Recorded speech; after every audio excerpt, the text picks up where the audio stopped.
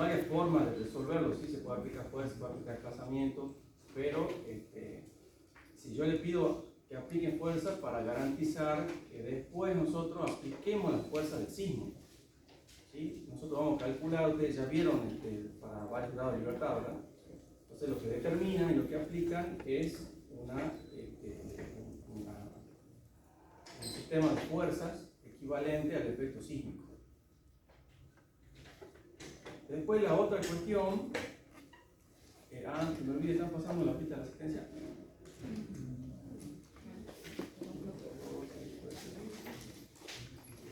Después otra cuestión, de ver el tema de los modelos, ¿sí? De nuevo, o sea, ¿qué se le está pidiendo? Pero sobre todo, ¿para qué sirve el modelo que estamos utilizando? Eso lo va a servir siempre, porque no siempre el modelo más complejo, con todos los detalles, es el que nos resuelve la situación real. ¿Sí? Como les digo, uno, a pesar de decir, bueno, me dedico a hacer cálculos, tengo que tener conocimiento de las cuestiones de obra, de cómo se hace, cómo se van aplicando las cargas, y eso representarlo al modelo, porque el modelo es únicamente el método de elemento finito. O sea, considera barra unida por nodos y aproxima conclusiones lineales y hace ahí una resolución que se lo puede hacer con el programa, pero aplica nada más que eso. Al margen de eso es que por ahí, por cuestiones de tiempo, digamos, es que se le va pidiendo cosas en orden progresivo. Por ejemplo, el problema 1, solamente lo que se pedía era aplicar una fuercita y leer un desplazamiento. Nada más. ¿Sí?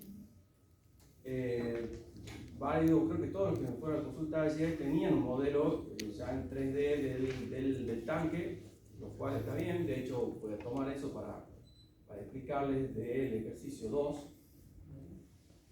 ¿Sí? Pero por ahí diferenciar unas cuestiones. No el modelo completo me resuelve calcular la rigidez. Uno de los errores comunes fue, yo le digo los errores comunes, pues si ustedes tienen otras dudas me dicen, ¿no? Pero aplicarle la fuerza unitaria dentro del mismo estado de carga de las cargas permanentes, de las cargas DEA, que incluye peso propio y demás. Entonces, cuando después generaban la deformada, se le deformaba por esas cargas más por todo el peso. ¿Sí? Entonces, ahí ya si ustedes aplicaban una carga muy grande, supongamos 100, 1000 kilonewton, entonces el peso propio era despreciable. Pero si no, si ustedes aplican una carga de 1 newton, va a ser más la deformación por el peso de la estructura que por esas fuercitas unitarias. Ese es un error que por ahí le puede estar dando, yo se lo estoy aclarando a los chicos. Entonces la idea es crear otro estado de carga, llámenle fuerza unitaria, y nada más, o sea, en ese estado de carga le asignan las fuerzas si hicieron un vórtico o las fuerzas si hicieron todo el tanque. Y obtienen el desplazamiento. Después lo otro era también asociado a esas cargas, o sea, no importa que ustedes le carguen el peso, no importa que le carguen el peso del agua, que le carguen el peso de los tabiques, ¿sí? Si tendrían muro, suma como masa, ¿sí? Pero no me aporta el cálculo de la rigidez. O sea, la rigidez solamente como tal depende de la geometría completa de los elementos y del material, pero no de la carga y de la masa. Para eso calculamos la masa por un lado y la rigidez por otro lado. No sé si me siguen con esto. Profe, entonces que poner las secciones nomás y la fuerza entera. Nada más que eso.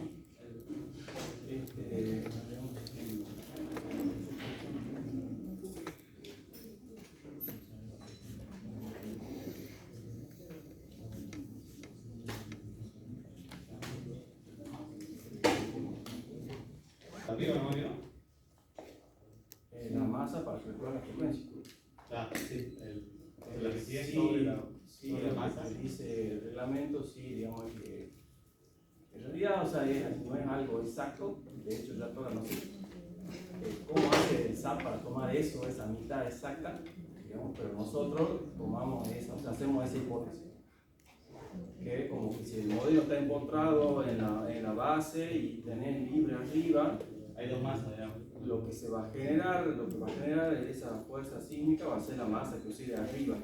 O sea, no todo desde la fundación, desde el inicio, eso como que va a quedar más bien solamente por esa consideración. Profe, para calcular la rigidez, la longitud que usamos es la altura total del tanque. Y tiene que ser hasta la base del tanque, hasta la losa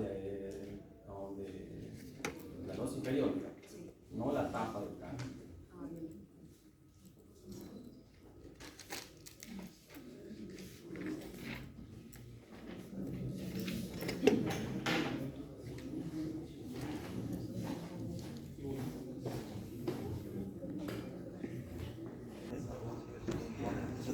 ¿Qué otra duda?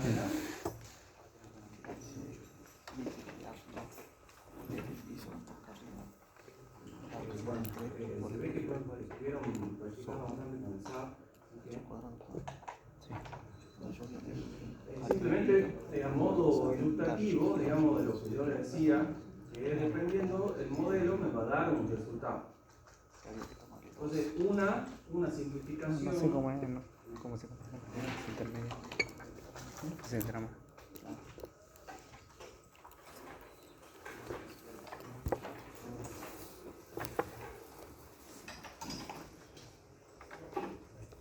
Profe, después para la masa, en la parte de la tapa del tanque, ¿de qué material es? La tapa, ahí dice una losa de la de 2. Ah, otro losa también. No sé si. ¿Y esa entra, profe, en la rigidez? ¿Esa entra como influye en la rigidez, digamos? ¿La tapa no? O sea, no es necesario que haga el SAT, digamos. Claro, te va a servir solamente para lo que va a ser el ejercicio 2, pero para el tanque, cargarlo a eso no te sirve para nada. Entonces nosotros teníamos esta planta en general, ¿sí? Entonces una de las ideas, lo que yo le decía, era de considerar solamente los pórticos laterales.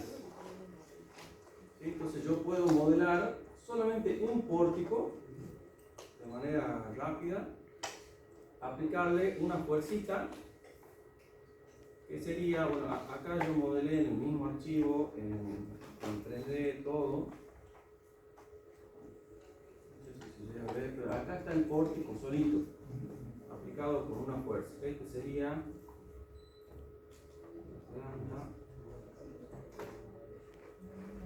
acá el pórtico 1. ¿Sí? Hay 3 casos para ver cómo el modelo que ustedes hagan influye en el resultado, pero no debería variar tanto. Entonces el caso 1 está acá en un solo pórtico, veamos el pórtico 1.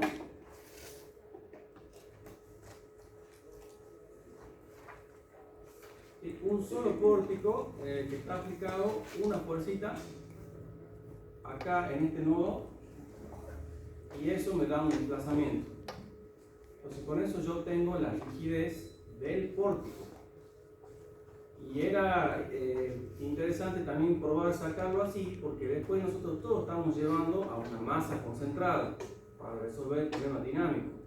Después tenemos que llevar esa masa concentrada a toda la planta. Entonces distribuir esa fuerza aplicada en el centro de masa, distribuirla en todos los pórticos, ¿sí? Distribuirla en función de su rigidez. Entonces era algo para que se nos vaya quedando ese concepto. Acá aplicamos solamente una fuerza aquí y me da el desplazamiento. Entonces, ¿cuál va a ser la rigidez del tanque? Va a ser la rigidez del pórtico 1 más la rigidez del pórtico 2. Y como las columnas son grandes, la verdad que si bien son altas, pero también son columnas grandes de sección, podemos sumarle, utilizando la formulita, la rigidez de esta columna, del pórtico 2, y de esta columna. En el caso que aplicamos, digamos, la fuerza en el sentido de que X. En este caso yo lo modelé simétrico para que sea un solo eje. Entonces, esa sería una opción. Creo que nadie, no sé si alguien lo hizo así. No. ¿No?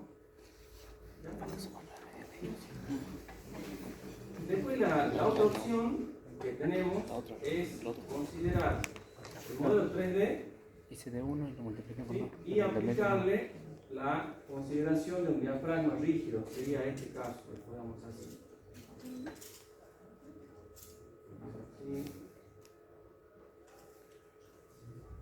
Así.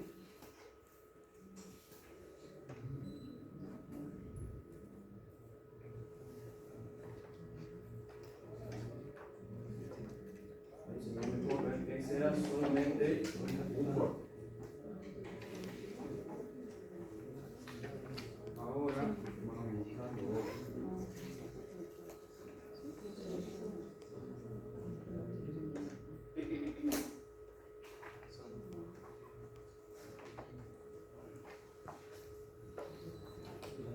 Otra alternativa por ahí sería modelar directamente la estructura que aporta rigidez, que serían las columnas vinculadas con las vigas, me va a dar otra rigidez diferente a que estén separadas por el efecto del pórtico. Entonces, otra opción, por ejemplo, sería así, tomar este modelo. En este caso, ni siquiera modelé las losas, simplemente le puse una condición de diafragma rígido arriba. Eso es una manera de modelar, ¿sí? De no incluir las losas. Y acá le apliqué una fuerza unitaria en cada uno de los nodos, ¿sí? O sea, en el mismo lugar, pero en los 3 nodos. Y eso me da otro valor. Acá ya directamente sacamos, o sea, con la suma de esas 3 fuerzas, nos va a dar un desplazamiento. Tiene que dar el mismo, porque es un diafragma rígido. Si yo no le pongo un diafragma rígido, al aplicarle una fuerza acá, por ejemplo, y que no esté esta viga, me deforma estas 2 vigas, las que están en amarillo. Tengo que modelar esa viga inicialmente, y mejor si le pongo el diafragma rígido. Esa sería otra opción. Para asignar eso, tienen que, por ejemplo, seleccionar, tenemos acá en la planta, no sé si le pusieron en su modelo 3D diafragma rígido. No. Es una alternativa, por ahí es muy usada cuando tenemos losas alivianadas.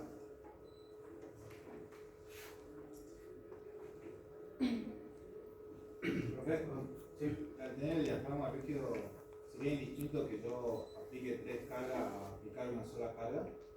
Y en teoría sí, digamos, yo se la apliqué a las 3 para garantizar de que se deforme ahí parejito, pero ponerle el diafragma rígido, que decía es una condición de que todos los nodos se van a desplazar lo mismo. Pueden ponerle una sola, si le ponen una sola fuerza, que sea en el medio para que no genere torsión. Para poner el diafragma rígido, lo que tienen que hacer es seleccionar todos los nodos de esa planta y ponerle, asignar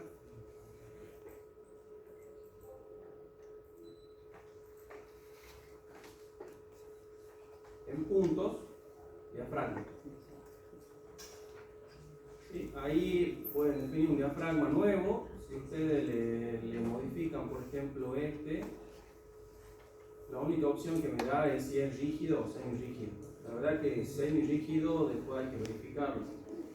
Sí, es rígido también, pero es como que sabemos que va a dar el diafragma rígido cuando se hormigón. Eso, como les decía, es una buena opción cuando tenemos losa de vigueta. Porque si no, yo como modelo una losa de viguetas. tengo que modelar una placa, una sección equivalente, ya sea un material equivalente o una rigidez equivalente, o sea, un momento de inercia equivalente. Entonces eso, para no complicarme la vida y que encima garantizar de que eso descargue solamente en las dos vigas en las que está apoyando, en una sola dirección. Entonces, para no complicarme yo solo con el modelo, pongo diafragma rígido y asigno la descarga de la losa. Mitad para un lado y mitad para el otro. Como si fuese una losa en una sola dirección. En este caso, bueno, ese sería el segundo modelo. El tercer modelo, y la otra cosa es que mantengo acá las condiciones de contorno que le decimos que pongan desde, no sé, capaz que tendría todo empotrado abajo. La otra opción, que sería incluso más representativa,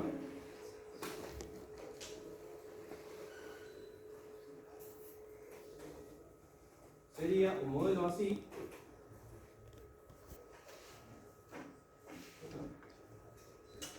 en el que están modeladas las losas, ya no está puesto la condición de diafragma rígido. Yo puedo hacerlo, puedo poner las dos cosas juntas y utilizar la losa para diseñar la losa y el diafragma rígido.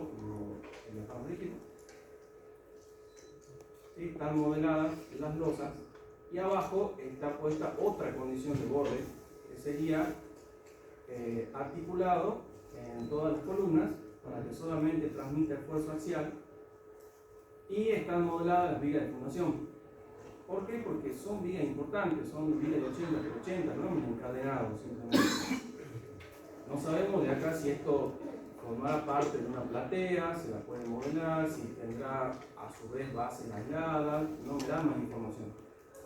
Pero yo puedo modelarlo así.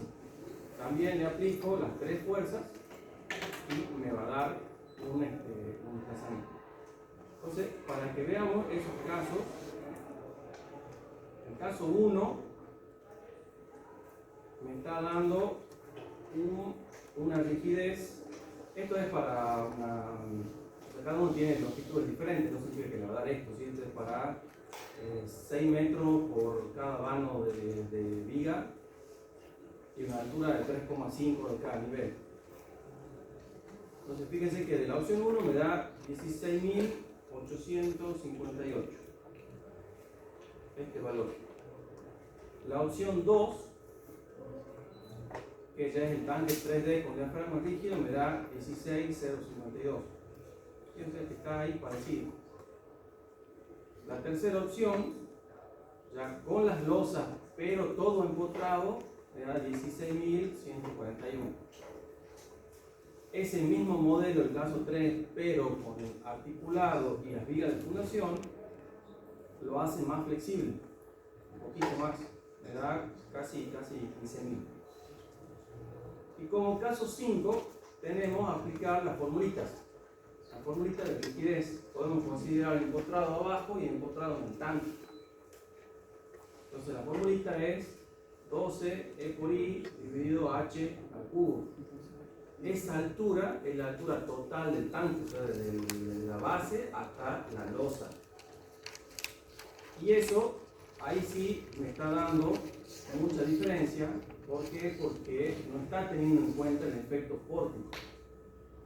¿Sí? Es como que yo se lo dibujaba acá, son las columnas largas, sin ninguna vinculación, sin vigas, donde apoya el tanque.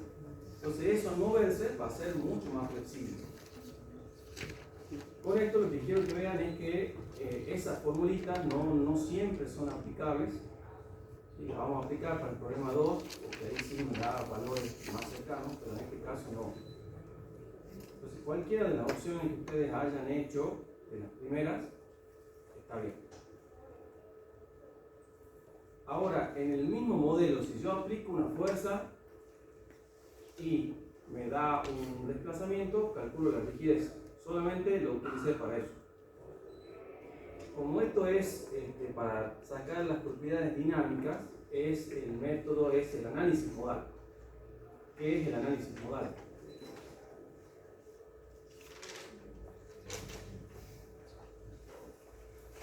¿Qué es el análisis modal?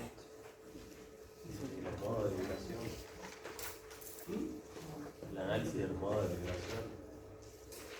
Sí, los modos son una característica dinámica.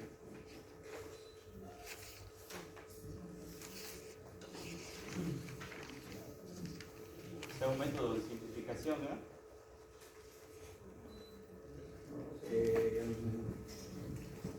La simplificación es la discretización de la masa. Claro. De la matriz de rigidez, digamos, para generalizar. La materia de rigidez no es análisis modal. El análisis modal es,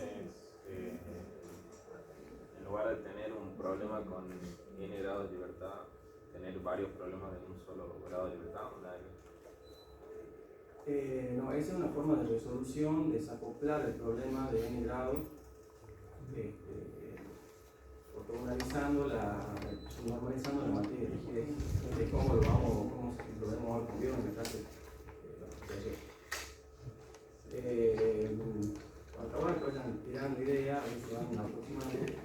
Pero el análisis modal, sí, es un procedimiento de la dinámica. Que nos permite obtener a nosotros propiedades dinámicas. Ni siquiera estamos viendo la parte del sismo, de cómo lo aplicamos. Dijimos que para ver la fuerza sísmica nosotros aplicamos dos métodos: el modal espectral y el método estático. ¿Sí? Para el método modal espectral nosotros necesitamos la base del análisis modal. El análisis modal se lo dan en mecánica, ahí donde ven dinámica. Es un procedimiento de la dinámica. Lo que nos permite es, como digo, obtener las propiedades dinámicas. Partiendo, como decía su compañero, de la rigidez, partiendo de la masa, nosotros obtenemos la frecuencia, el periodo, como decía su compañero, el modo de vibrar, o modo de vibración, o formas modales, la matriz modal, los coeficientes de participación, todo eso es análisis modal, o sea, dinámica. Entonces, si nosotros ahora queremos utilizar este modelo para determinar eso, para determinar los periodos, por ejemplo, entonces ahí sí tenemos que cargarle todas las cargas que nos va a generar una fuente de masa para el ciclo.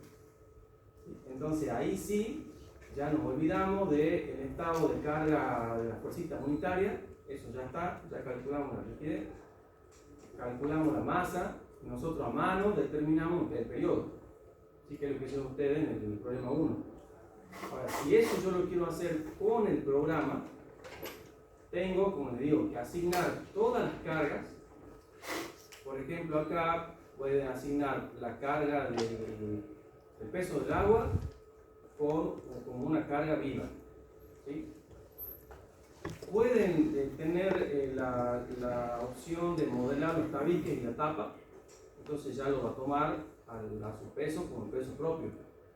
Si no, como está acá directamente, son cargas, ¿sí? Porque el objetivo no es diseñar el tabique, o sea, no es ver cuáles son los esfuerzos en esos tabiques debido al empuje del agua.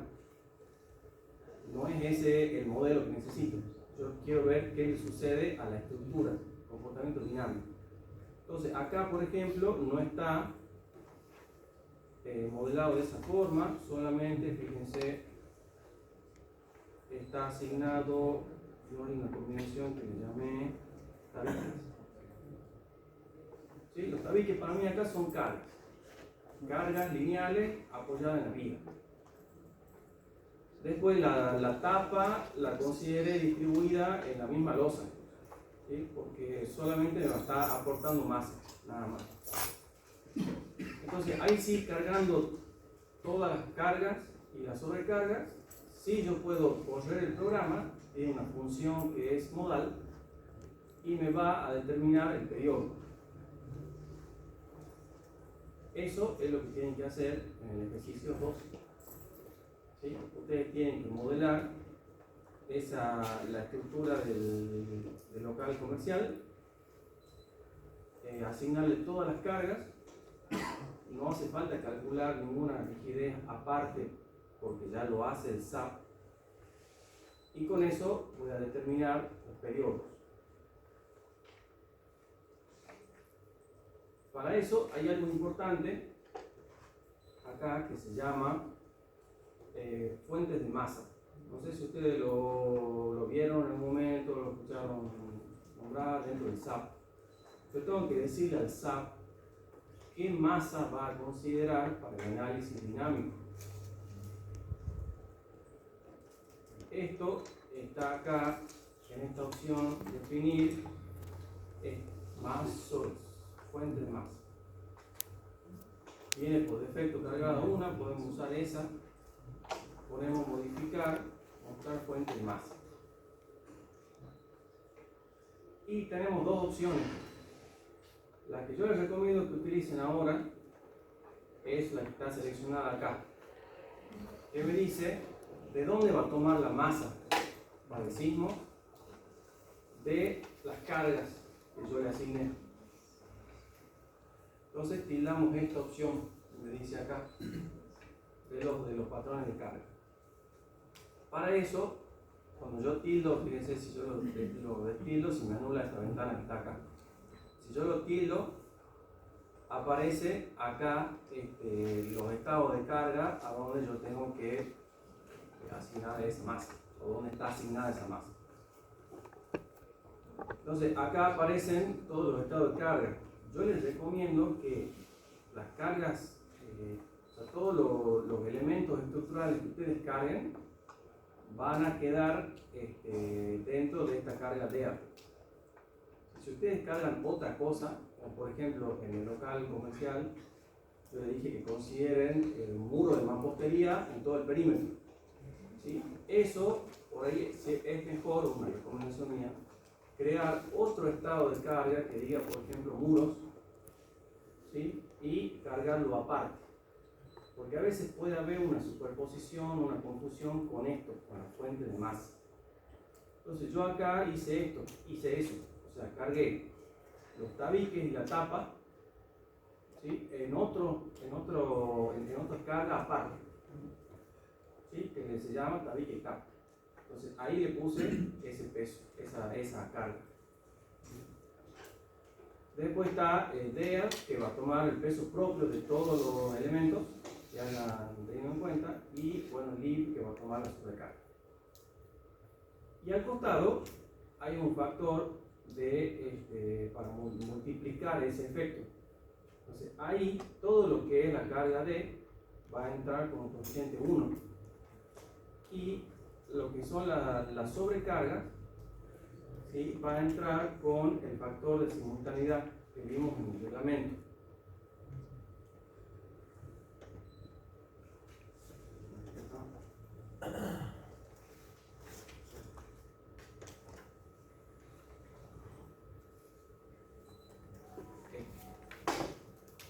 Lo que estamos haciendo nosotros ahora es esto, digamos, o sea, es decir, de dónde va a considerar la masa. Entonces, si se fijan acá, D va siempre con 1, y esta sobrecarga va a ir con el factor F1, que es el factor de simultaneidad de la sobrecarga. Entonces, en el caso del tanque, habíamos dicho que lo consideramos 1, porque el agua va a estar. ¿Sí? En el caso del local comercial, del problema 2, ustedes van a considerar 0.25. Entonces ese 0.25 es el que hay que ponerle acá. Acá hay que ponerle 0.25, ¿sí? Para el local comercial. Si ustedes no lo cambian a esto, le va a tomar otra masa. Y si le toma otra masa, le va a dar otra cosa, otro periodo. ¿Sí? Entonces esto es muy importante. ¿Les queda claro? ¿Más o menos? Sí, bueno. Con hacer esto va a ser suficiente. ¿Sí? La otra opción que tenemos acá es tildar el primero. Masas adicionales es si uno carga acá una masa específica, por ejemplo, de una máquina que no la quiero modelar, o con un peso, cargo solamente la masa. ¿Sí? No se nos da mucho a nosotros. Pero el primero sería, dice, desde el peso propio de los elementos. Entonces, si yo tildo la opción de arriba del peso propio, tengo que sacar de acá la carga de AT. Porque si no, fíjense, yo le pongo acá OK y el mismo programa me dice que se va a estar computando el doble de la masa. O sea, voy a tener en cuenta la masa desde el peso propio de los elementos y después desde la carga de AT. Si me duplica la masa, me cambia, va a haber mucha diferencia con el periodo. Entonces, como recomendación, chequeen eso de que solamente esté ligado acá y pongan DEA. ¿Tiene algo que ver con la combinación de carga que hacemos en el barrio 1? Todavía no. Todavía no. La combinación de carga es ya para obtener los esfuerzos. Esto es como una combinación porque es D más un factor por L, pero es solo de la fuente de masa. ¿Sí? Eso sería lo único que se le va a sumar para el modelo 3D, que esta vez sí tienen que presentar el problema 2.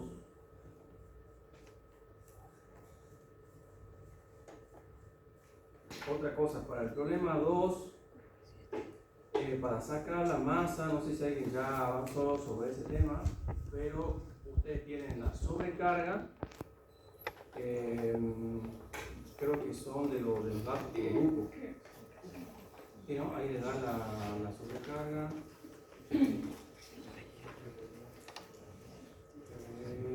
Sí.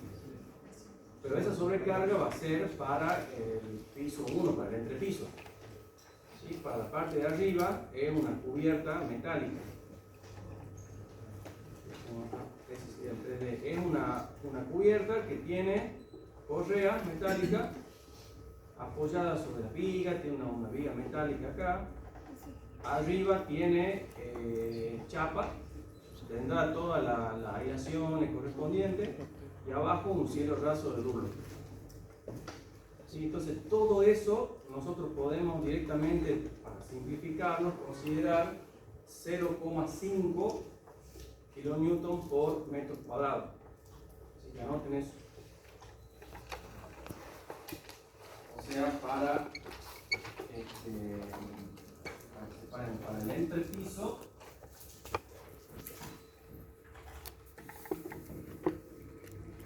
vamos a tener como carga D el peso de la losa. Si modelo la losa, ya lo considera. Si pongo solamente diafragma rígido, hago la descarga de la losa en vigas, lo cual va a ser más tiempo. Entonces, este va a ser el peso de la losa. Si le quieren adicionar piso, un cielo raso, lo que sea, lo hacen. No va a ser muy significativo respecto del peso de la losa. Como sobrecarga es en los datos por grupo. Para la cubierta vamos a considerar, en el caso de D, lo que yo le digo, correa, más chapa, más cielo raso y todo eso,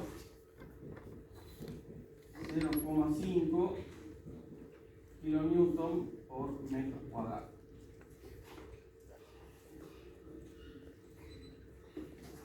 Y la sobrecarga, una azotea inaccesible, ¿sí? O sea, 1 kN por metro cuadrado. Sacan la superficie que tengan de la losa, cuando se llama la losa, le asignan la carga acá. Arriba van a tener que hacer la descarga hacia los elementos, ¿sí? Pero con estos valores, actuando en una sola dirección. Eso sí lo sabemos hacer, ¿verdad? Y esto le suman el peso de los muros en vigas perimetrales.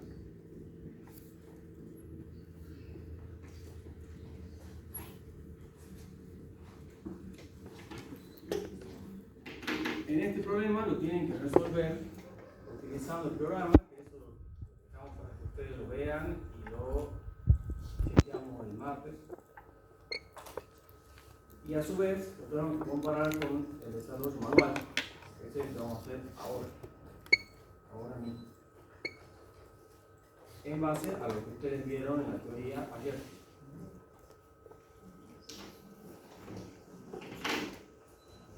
¿Se entiende esto? ¿Hasta acá? ¿Sí?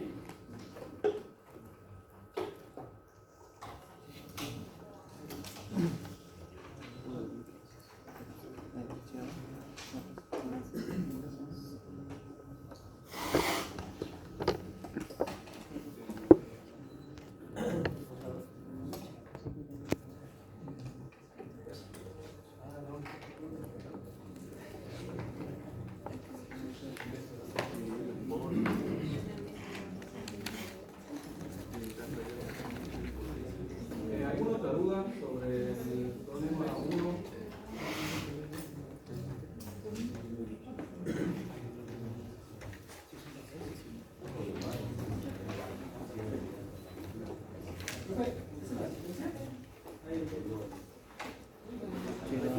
Acá está.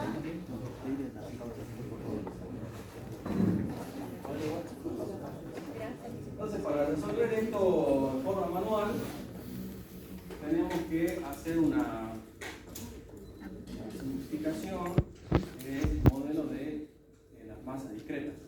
Nos quedaría algo así.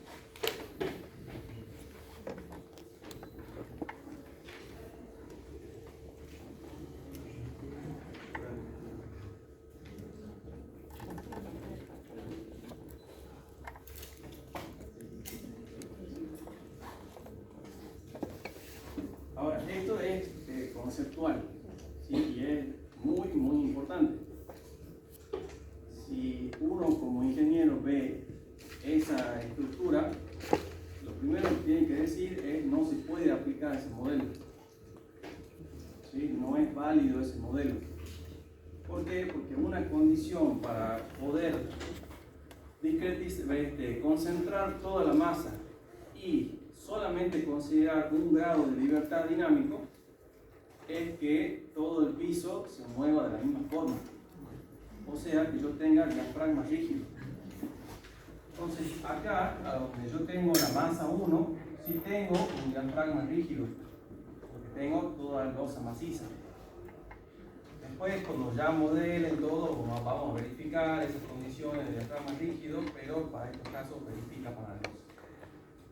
En cambio, en el piso de arriba no tenemos un diafragma rígido, tenemos un diafragma flexible. O sea, no todos los puntos de la cubierta se van a desplazar lo mismo. O sea, este punto, donde tenga columnas. Porque me une una correa y una chapa. Entonces, ¿cuál sería el modelo que yo tendría que considerar ahí? Primero, intentar estimar qué rigidez me va a dar esa cubierta. Eso es un poco complicado. Si no, la otra es considerar cada una de las columnas, ¿sí?, como un grado de libertad aparte. ¿Por qué? Porque, repito, esas columnas no tienen por qué moverse lo mismo que la otra, porque no están vinculadas con el diafragma. Entonces, un modelo tendría que ser como algo así para el diafragma rígido de la losa,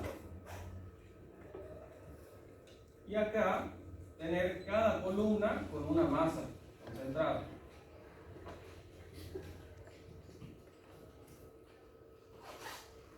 Entonces eso me genera un modelo de mucho más grados de libertad, que es lo que vamos a considerar nosotros acá.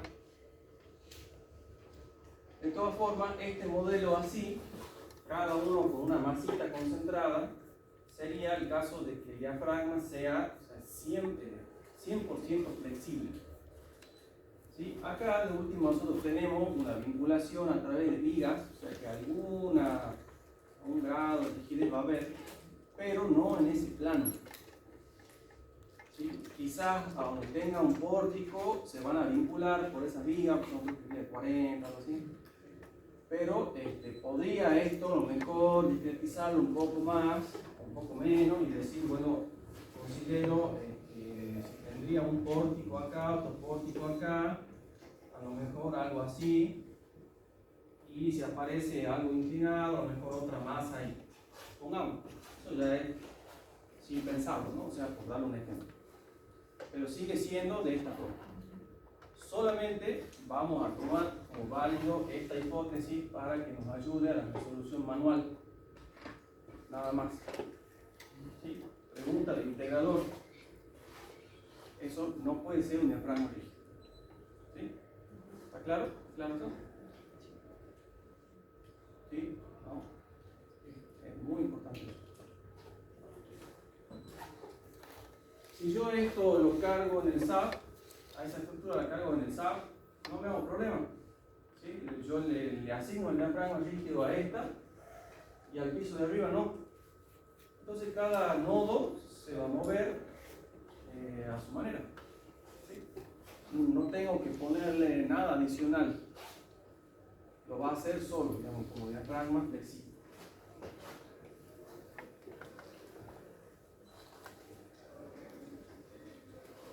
Eso es lo que me interesa que tengan en claro. Entonces, para este modelo, ¿cuál es la ecuación que tenemos que resolver ahora? ¿Lo vieron ustedes en teoría, verdad? Yo la escribo nomás acá. La masa por...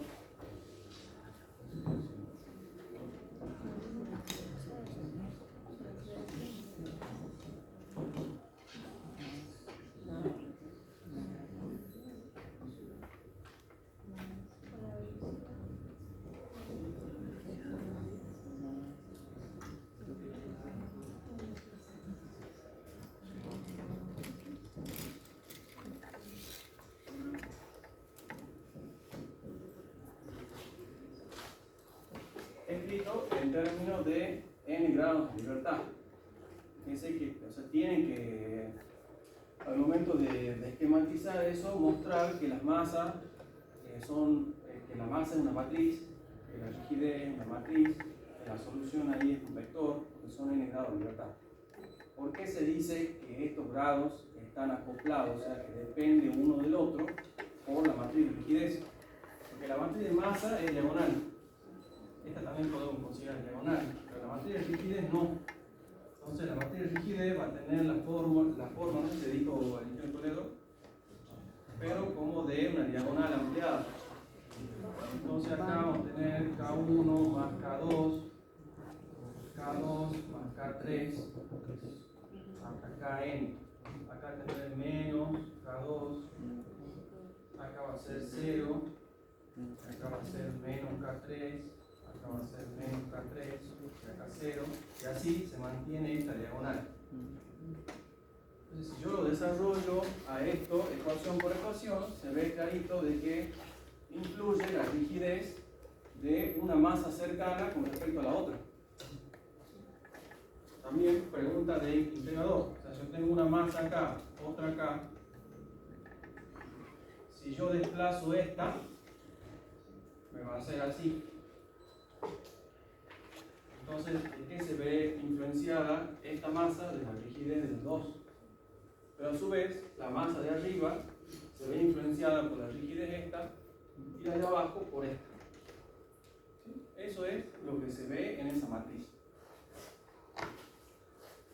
Entonces, esto para obtener los pasos que llevamos a cabo son los mismos que hicimos nada más para sistemas. O sea que primeramente, y es lo que ustedes tienen que hacer ya mismo, es determinar las propiedades dinámicas.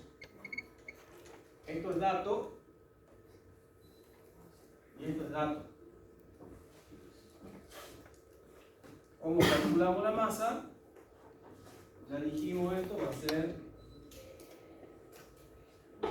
D más F1 por L. Eso nos va a dar el peso. Me va a dar la masa. La masa 1, la masa 2. ¿Cuál va a ser la altura que voy a tener en cuenta para la masa 1? Esta. ¿Y cuál para la masa 2? Solamente esta. O sea, va a haber mucha diferencia entre la masa 1 y la masa 2. Ya por el hecho de tener una losa de 15 y arriba una correa con chapa. La rigidez, ¿cómo vamos a calcular? Vamos a calcular la rigidez de cada piso. Entonces, vamos a tener la rigidez 1, va a ser la sumatoria de las rigideces de las columnas del piso 1. ¿Sí? El K2 va a ser la sumatoria de las rigidez de las columnas del piso 2. El piso 1 consideramos encontrado en la base y tenemos una losa arriba. Entonces esta puede ser considerada así. Para el piso 2 vamos a tener arriba el diafragma flexible, entonces sería más correcto considerarlo así.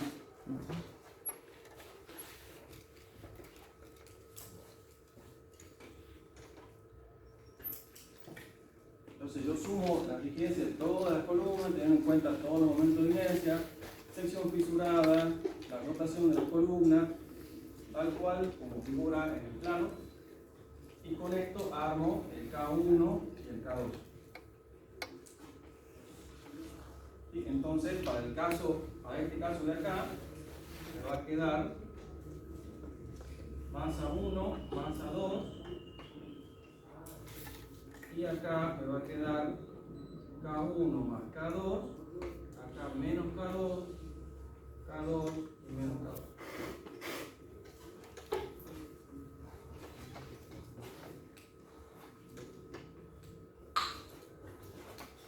Entonces con eso ya vamos dando respuesta a lo que me pide acá. ¿Sí? Tengo masa, batir de rigidez, eso hace un calculito a mano y lo pueden sacar. Después hay que resolver, hay que ya sacar las propiedades dinámicas. Entonces para eso resolvemos la misma ecuación, pero para el movimiento libre. Porque como vimos en el tanque, el peso del agua no me influye a mí en el cálculo de la rigidez. En este caso, aplicarle una fuerza no me va a condicionar el periodo de la estructura. El periodo va a provenir de la rigidez y de la masa. Entonces resolvemos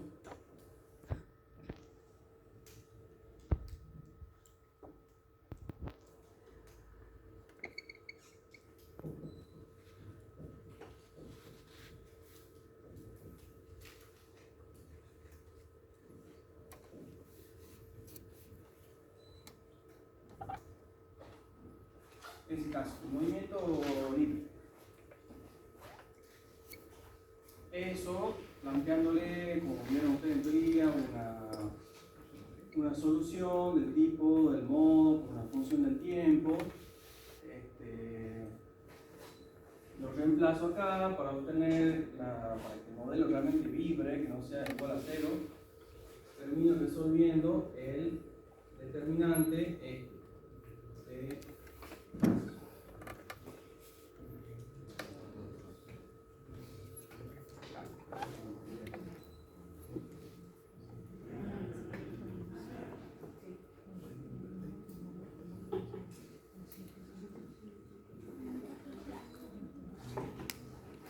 eso creo que, si lo vemos desde el punto de vista matemático, es un problema de autovalor y autovectores.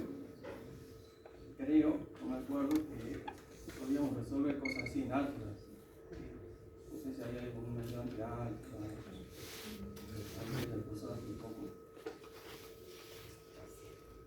es lo mismo. Si nosotros lo vemos acá, nada más que le llamamos a los autovalores para hacer el omega cuadrado. Entonces tenemos las dos matrices, nos va a quedar una ecuación cuadrática, podemos calcular los dos valores. Con esos dos valores los reemplazamos arriba y vamos a resolver este problema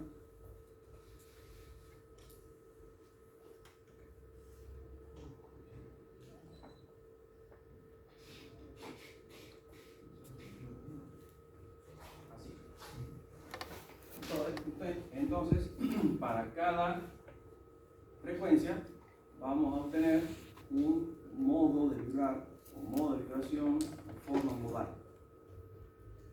En este caso van a ser entonces dos valores.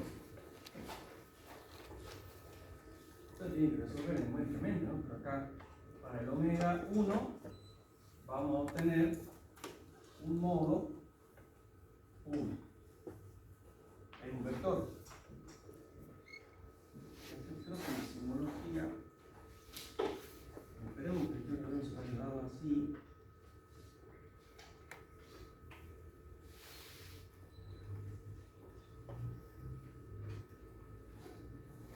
Considera este 1 y este 2. Chequen si se lo dio así. O sea, el J es para el modo J. O sea, sería para J igual a 1. Es lo mismo si le ponen por ahí igual a 1, no acá va a ser 1, 1 y acá va a ser 1, 2.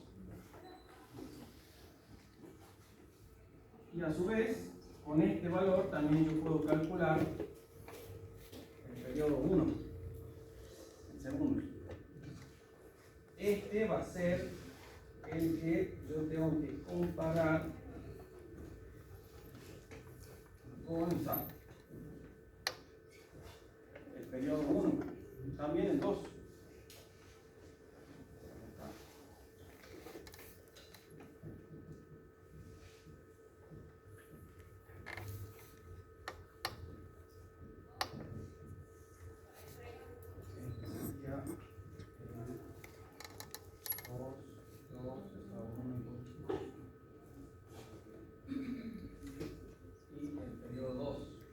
También comparar con el SAP. Entonces, en este caso, el modelo de SAP, repito de nuevo, el que carga consulta con otra cosa, fuerza cargada, no lo recibe. O sea, el modelo del SAP es para verificar esto. Nada de carga fuerza ahora. Entonces, la matriz modal, que es la que tenemos allá, ahora está pues, la nomenclatura, a ver si 1 y 2, sí, está. La matriz modal, que ya está acá, se fijan, es la, simplemente ponerlo como columna a los modos. Entonces, este es el modo 1 y este es el modo 2. Simplemente eso, porque yo lo quiero aplicar como resolverlo como forma matricial. Tenemos los periodos y me faltaría los coeficientes de participación. Eso. Después, si en todo caso le queda alguna duda de cualquiera de estas fórmulas, o por qué hacemos lo que hacemos, me preguntan, ¿sí? Pero si no avanzamos en la práctica, coeficiente de participación modal.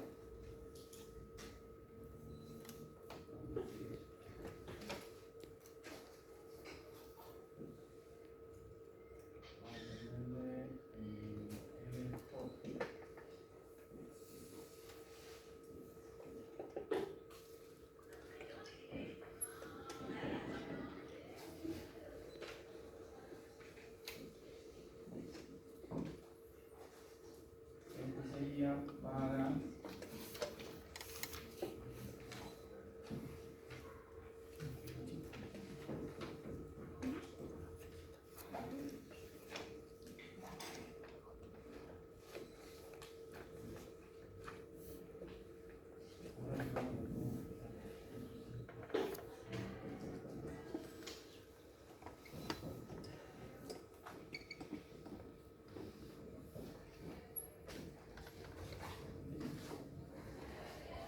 el último valor que obtenemos es el coeficiente de participación modal. Dice cuánto participa ese modo en el movimiento total.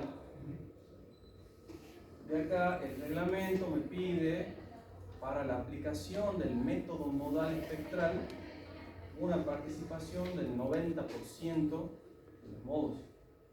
Entonces ustedes acá van a sacar para 2 grados únicamente 2 coeficientes. Si ustedes tienen 10 grados de libertad, van a sacar 10 coeficientes. De eso, los que sumen, el 90% son los módulos que yo tengo que tener en cuenta. Vamos a volver sobre esto porque quiero que lleguemos acá.